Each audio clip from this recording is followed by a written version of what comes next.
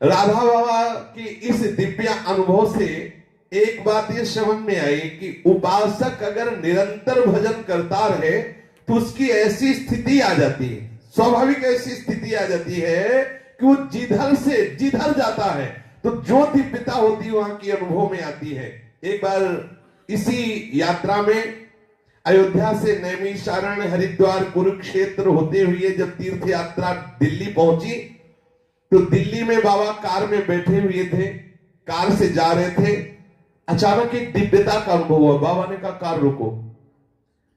Car रोकी गई तो वो स्थान जामा मस्जिद के समीप था। बाबा ने कहा बड़ा विचित्र अनुभव हो रहा है, बड़ी आध्यात्मिक स्तर की भावमयी तरंगे मुझे खींच रही हैं। बाबा ने कहा कि ऐसा लगता है यहां कोई दिव्य महापुरुष था है, क्योंकि मेरे चित्त का आकर्षण हो रहा है। आसपास कोई सिद्ध की समाधि है या कोई सिद्ध संत वर्तमान में विराजमान है। ये आकर्षण बहुत जोर का हो रहा है।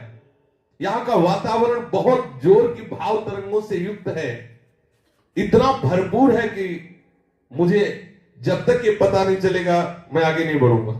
यहाँ क्या देखो, ये होता है महापुरुषों को वो कवर करता है ना, चुंबक कवर करता है। आकर्षण हो गया चिदानंद में। बाबा के पास में ही श्री जीवन शंकर जी याज्ञिक थे। उन्होंने कहा धन्य है बाबा, बिल्कुल ठीक बात यहां है, हम आपको बता रहे हैं। बाबा ने कहा, बाबा से कहा कि बाबा आपका जो ये विचित्र अनुभव हो रहा है ये जामा मस्जिद है। जामा मस्जिद के द्वार पर सिद्ध संत सरमद की कत्ल किया गया था। यहाँ सिद्ध संत हुए सरमद, ये ईरान से भारत सौदागर के रूप में आए हुए थे। भारत में आकर के वो किसी संयोग से अयोध्या पहुंच गए। कब किसको आसक्त कर, कितने से मुसलमान भक्त हुए जिनकी चरण रज से बड़े बड़े भक्तों ने अपने मस्तक को अभिषिक्त किया है। रहीमदास रसखान जी, रहीम जी रसखान, कितनी ऐसी सम्राट की रानियां हुई है जिनको श्री कृष्ण ने आसक्त कर लिया और श्री कृष्ण के रूप में आसक्त होकर उन्होंने महामहिमा में श्री कृष्ण की रूप माधुरी का गान किया है। अब ये सब भूल गए व्यापार वगैरह। अब तो पागलों की तरह बस राम राम राम राम रटते। और उस समय बड़ा ही दुर्दांत शासक औरंगजेब और इसके जो बड़े भाई थे दारा सिको औरंगजेब के, वो इसके बहुत भक्त थे सरमद जी के, जो राम रूप में पागल हो गए थे, अवधूत स्थिति में रहते थे। दारा सिको को विशेष श्रद्धा हुई। सरमद जी का संग करके बहुत सुख मिला। जब ये बात औरंगजेब को पता चली तो दो टुकड़े कर दिए दारा सिको के, अपने बड़े भाई।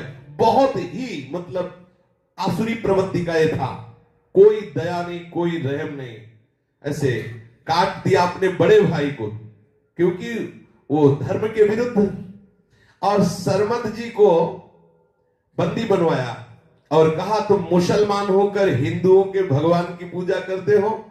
बादशाह औरंगजेब को और भी लोगों ने बताया कि अगर आप दंड नहीं देंगे तो ये मुसलमान जन ये हिंदू के भगवान की आराधना करने में स्वतंत्र हो जाएंगे, इसलिए आपको ऐसा दंड देना चाहिए जिससे इस्लाम धर्म के कभी भी हिंदू धर्म में ना जाए, ऐसा शासन बना रहे। औरंगजेब बड़ा मजहबी जुनून रखता था। संत सरमद को पकड़ाया और कहा तुम कुफ्र हो, तुम्हें सजाए मौत दी जाएगी, नहीं तो तौबा बोलो, राम का भजन छोड़ो और इस्लाम धर्म को पुनः स्वीकार करो तो तुम्हें माफ कर दिया जाएगा। और वो अद्भुत की तरह रहते, राम राम राम ऐसे रटते रहते। अब पूरे भक्त समुदाय, चाहे वो हिंदू हो या मुस्लिम, सबको बड़ा भय व्याप्त हो गया कि जिसको शरीर की शुद्ध नहीं, ऐसे महात्मा का कत्ल किया जाएगा। औरंगजेब ये सजाए मौत की बात कह दी कि सरमद को सजाए मौत दी जाए, यदि वो ये स्वीकार कर ले कि हम इस्लाम धर्म को पुनः स्वीकार करते हैं तो उसे क्षमा कर दिया जाए। लेकिन होश हो तब ना, होश हो, होश तो श्री राम ने चुरा लिए उसके। अब वो तो बावरे बने, हर समय राम रूप में पागल है। दर्द भरी बात किसी के भी हृदय में शांति नहीं दे रही थी, पर उसका विरोध कौन कर सके? जो विरोध करे उसको मारा जाए। बहुत ही दुर्दांत था, बहुत ही कष्ट देने वाला ये राजा हुआ है, बहुत ही हिंदू धर्म का कट्टर विरोधी। अब लोगों की निगाहें नफरत से भर गई, पर औरंगजेब के सामने कौन खड़ा हो सकता है? शासन बल है, सबको खौफ था, चारों ओर चौराहों पर सेना तैनात कर दी गई और इस सिद्ध फकीर को सामने पेश किया गया। औरंगजेब के जामा मस्जिद के सामने अपार भीड़ लगी हुई है और इस भीड़ के बीच में सब तमाशा देखने वाले हैं। शाही हुक्म हुआ संत सरमत को सामने पेश किया जाए। वो आंखें किसी और देश में सामने पेश हुए, तुम तोबा बोलो, वो बोले राम। अब उसके सामने ही उल्टा वो बोल दे, तुरंत हुक्म हुआ इनका सिर काट दिया जाए। अब क्या था, तत्काल उनका सर धड़ से अलग किया। जे भी सर काटा गया तो अपने एक हाथ में सर ले लिया। सरमत जी ने तत्काल अपना सर ही अपने हाथ में ले लिया। जो ही काटा ऐसे तो नीचे नहीं गिरने दिया और ऐसे सर को हाथ में ले लिया और उनके कदम औरंगजेब की तरफ बढ़ने लगे। सीढ़ियों से चढ़कर वो ऊपर बैठा हुआ था, ऐसा तैस दिखाई दे रहा था कि जाते ही इसको नष्ट कर देंगे। सरमत जी, पूरा दिल्ली शहर कांप उठा है दृश्य देखकर। सर काटा गया, सर दाहिने हाथ में लिया और आगे बढ़ते हुए जा रहे थे। मानो भूचाल आ गया, सब भयभीत हो गए, आक्रांत हो गए, थर्रा गया, डर गया औरंगजेब। भीड़ से एक फकीर ने आवाज लगाई, ये शर्मत, ये इजहारे तैस फकीर के लिए मुनासिब नहीं, ये तैस नहीं, फकीर को तैस शोभा नहीं देता, ये ठीक नहीं जो तुम करने जा रहे हो।